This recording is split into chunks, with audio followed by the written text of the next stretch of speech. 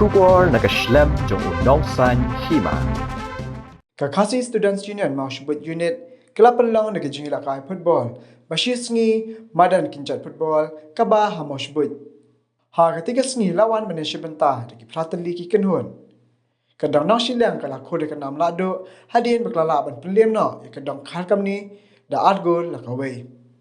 Ya ki kusnam chikini kenhun la sam du samla Richard Maukio General Secretary ka Sngi SU badu Secretary ka mau sebut Sports Club hakaba lai dan lang. Daki nangkat kap senang kirang badang berkuih pat kiriu pokmat ka senang mau sebut.